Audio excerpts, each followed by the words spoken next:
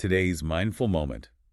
It's easy to fall into the trap of simple explanations, like thinking one powerful person or country is calling all the shots on the world stage. But what if it's way more complicated than that? Like a whole network of influence with states and money and even the way intellectuals frame things, all playing a part. Yeah, it's definitely a lot more layered than that. And that's what we're really digging into today. Those dynamics of global influence, who are the players, how do they shape the world, and how do all their actions, come together to create what we see happening around us.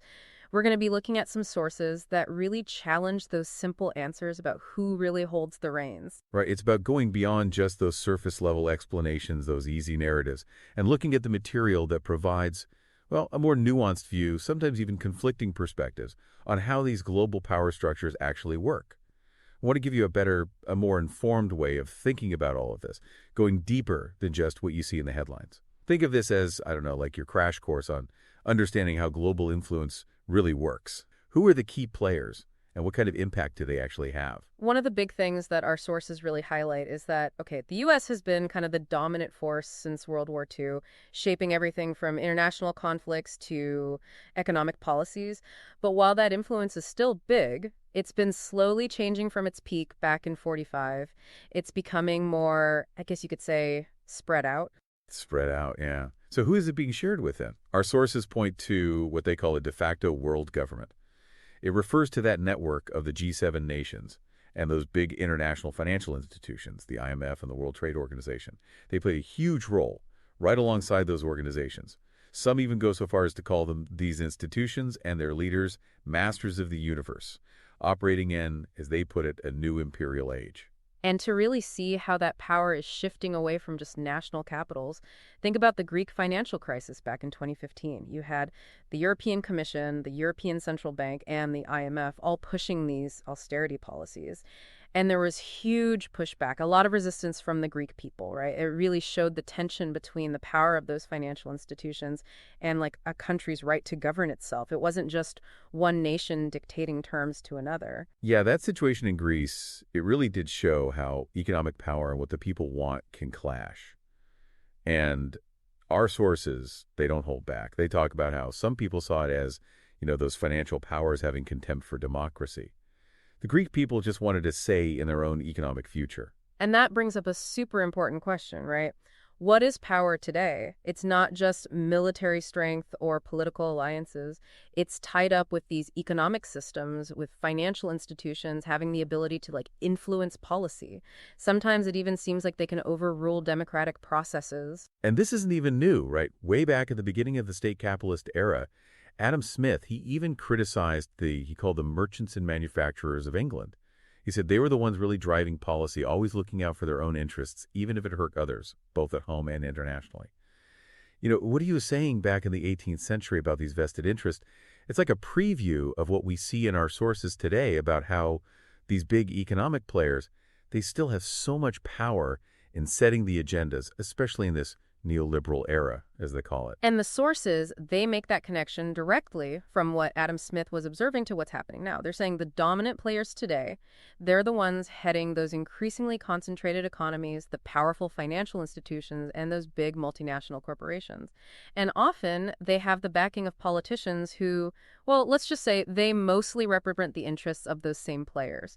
It's this recurring theme of, class struggle where the power dynamic is, well, it's definitely not balanced. So we've got these powerful states, we've got these economic players, but our deep dive also looks at another really interesting piece of the puzzle, intellectuals. Now, when you hear intellectuals, you might think, okay, professors, writers. But the sources, they actually make a distinction between two main types of intellectuals. It's really interesting how the idea of the intellectual as someone who defends justice, how that developed historically.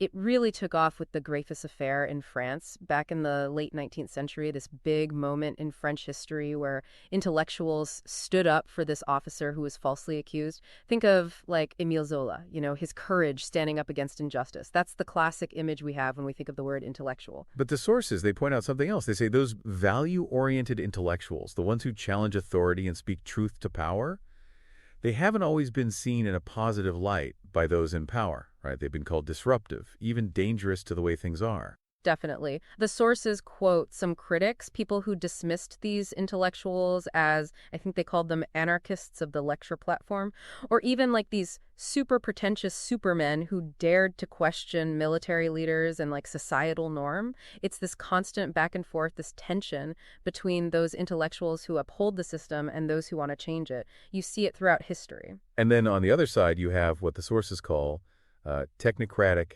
and policy-oriented intellectuals. These are the ones working within the existing systems, shaping policy, making sure, as the sources put it, that the indoctrination of the young proceeds on course. And if you think about that in the bigger picture, it makes you wonder whose voices are actually being heard and whose voices are being silenced when it comes to shaping public opinion and policies. You know, the sources even bring up a study by the Trilateral Commission back in the 1970s, and they were worried about an excess of democracy. They were concerned because ordinary people were starting to become more active in politics. Oh, wow, that's interesting. So those trilateral scholars, they weren't happy when groups that hadn't really been vocal before, minorities, women, working class people, when they started demanding to be heard. It's kind of strange, right? They weren't worried about the powerful maybe acting in their own self-interest. They were worried about the everyday people becoming more politically engaged. And that leads to a really important point about responsibility. The sources, they argue that intellectuals, because they have this privileged position, they have access to platforms, they have a responsibility to speak out against injustice. And it's not just about criticizing what other countries are doing wrong. It's about, even more importantly, addressing injustices in their own societies, where their voices can actually make a difference. And that takes a lot of courage. The sources give examples of people like Bertrand Russell and Eugene Debs, who were actually imprisoned for speaking out, especially during wartime. It shows this stark contrast, right? How society rewards those who serve the state, but punishes those who refuse to conform. And the sources, they use Latin America as a really powerful and kind of a sad example of this dynamic.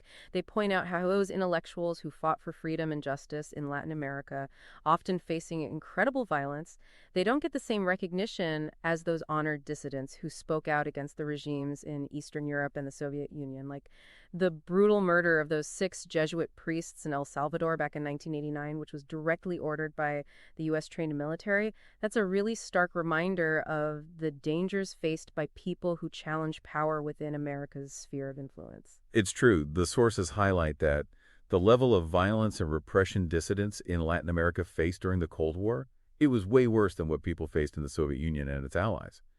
But these voices from Latin America, they're often left out of the mainstream narrative of what we consider honored dissent. And that selective recognition of dissent, it makes you think, right, whose suffering matters? Whose suffering gets ignored, especially when it happens within your own sphere of influence? The sources bring up this example of Václav Havel. He gave a speech to the U.S. Congress right after those Salvadoran intellectuals were murdered, and he was praising Washington as these defenders of freedom. It's such a striking and uncomfortable contrast. Yeah, it makes you think about how these narratives are created. You know, whose perspectives get the spotlight, whose stories are told. And speaking of critically examining information and thinking about whose voices are amplified, it reminds me of a YouTube channel called Mindful Moments. It's an AI audiobook analysis channel that encourages viewers to really engage with complex topics by providing critical analogies of different sources, sort of like what we're doing here in this deep dive. It's a great resource for anyone who wants to develop a more discerning approach to the information they encounter. Absolutely. Being able to think critically, that's so essential in today's world. With all the information we're bombarded with, it helps us move beyond just scratching the surface and really engage with different viewpoints. And that's how you develop a more informed perspective on the world. Now, the source material also gets into specific instances where the U.S. has used its power, and sometimes, well, it seems like those actions contradict its own stated values. The assassination of Osama bin Laden in Pakistan, that's a really good example. And the interesting thing about that operation isn't just what happened, but how it happened and the reactions afterward. The sources point out that bin Laden, he wasn't armed, he would have been captured, but he was killed. And his body was, well, disposed of without an autopsy, no legal process. It caused a lot of criticism from legal experts around the world, even people who agreed that bin Laden needed to be stopped. And the fact that they used the codename Geronimo for that operation, that sparked a lot of criticism and protest too, because it seems so insensitive connecting a terrorist leader with a Native American chief who fought against invasion. It raises some uncomfortable questions about cultural sensitivity and even historical awareness when it comes to using power. And it's not just that one instance. The sources talk about how these names for military operations and weapons systems, like Apache or Black Hawk, they're often taken from groups who were victims of injustice in the past. And it reveals this, I don't know, a lack of awareness or maybe even a normalization of these past wrongs. Imagine if, like, another country named their weapons after the victims of their own atrocities. It's a disturbing thought, isn't it? The source material then shifts gears and talks about the significance of 9/11, and it draws a parallel to what it calls the first 9/11, the U.S.-backed overthrow of Salvador Allende's democratically elected government in Chile back in 1973. It's an important comparison to make. The sources argue that the coup in Chile, which led to huge economic problems, widespread torture, and killings, it was actually far more devastating per capita than the 2001 attacks. But the Nixon administration basically brushed it off as nothing of very great consequence, and it's mostly been forgotten by mainstream history. And the reason given for the Chilean coup, according to the Nixon administration, was that they had to stop the spread of a virus, this idea of independent nationalism, which might encourage other countries to take control of their own resources, make policies that didn't align with Washington's interests.